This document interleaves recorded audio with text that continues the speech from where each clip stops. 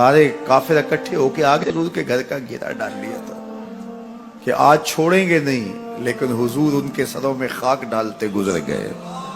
حفاظت اللہ نے اپنے محبوب کی ہے، بلکہ حضرت علی المرتضیٰ کو بستر پہ لٹایا، علی میرے بستر پہ سو جاؤ، امانتیں دے کے تم بھی صبح آ جانا۔ حضرت علی بھی سو گئے، حضور کی حفاظت تو ہے ہی ہے، حضرت علی بھی سو گئے۔ جب صبح اٹھے تو انہوں نے دیکھا یہ تو علی المرتضیٰ ہے۔ اللہ اکبر، بڑے پریشان ہوئے کہ حضور کدھر گئے۔ اچھا، کسی نے حضرت علی سے پوچھا کہ تمہیں کیسے نیند آ گئی؟ ننگی تلواریں لیے وہ گھر کے ارد گرد تھے اور آپ چادر اوڑے سوئے تھے حضور کے مغالطے میں، وہ آپ کو بھی تو نقصان پہنچا سکتے تھے۔ تو حضرت علی نے کہا، حضور نے کہا تھا علی میرے بستر پہ سو جاؤ، صبح اٹھنا، امانتیں دینا اور مدینے آ جانا۔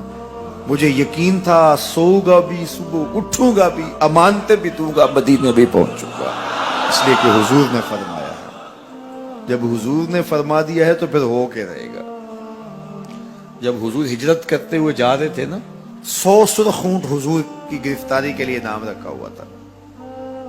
سراقہ بن مالک یہ حضور کو گرفتار کرنے کے لیے آگے بڑھا اور اس کی لالچ یہ تھی کہ اتنا بڑا انعام ہے، مجھے مل جائے گا، لیکن اس کی سواری گھٹنوں تک دنس جاتی ہے، معذرت کرتا ہے، پھر ارادہ بدلتا ہے، پھر یہی ہوتا ہے۔ تیسری مرتبہ بھی جب ایسا ہوا تو سمجھ گیا کہ یہ تو میرے بس کا روگ نہیں ہے۔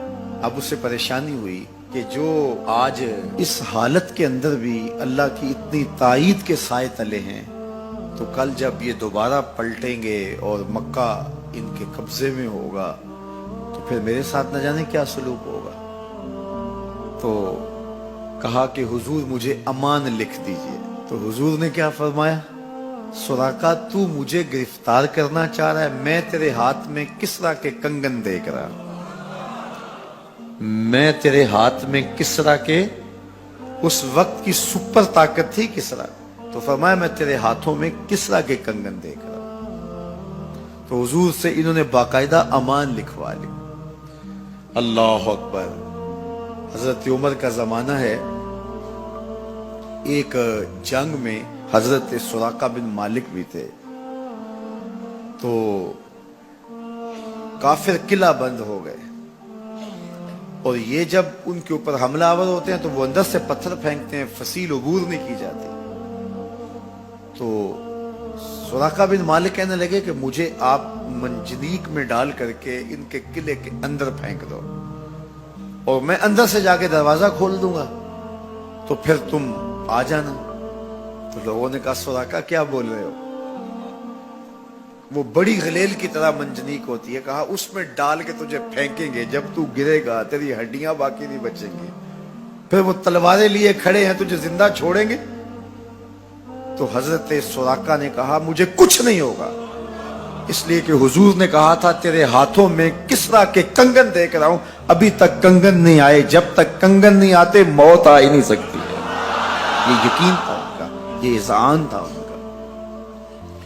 تو حضور کی حفاظت اللہ نے اپنے ذمہ کرم پہ لی ہے۔ سوال یہ ہے کہ باقی بھی اللہ کے سچے نبی ہیں، ان کی حفاظت اللہ نے اپنے ذمہ کرم پہ کیوں نہیں لی، اور حضور کی حفاظت اپنے ذمہ کرم پہ کیوں لی؟ باقی بھی کتابیں اللہ کی سچی منزل من اللہ کتابیں ہیں، ان میں تحریف راپ آ گئی، لیکن قرآن مجید کی حفاظت اللہ نے اپنے ذمہ کرم پہ لی۔ کیوں؟ اس کا جواب یہ ہے کہ اگر کوئی نبی شہید ہو جاتا ہے تو نیا نبی آنے والا ہے، اس کی جگہ کو پر کر دے گا۔ اگر کسی کتاب میں تحریف راپ آ جاتی ہے تو کوئی بات نہیں، نئی کتاب نازل ہونے والی ہے۔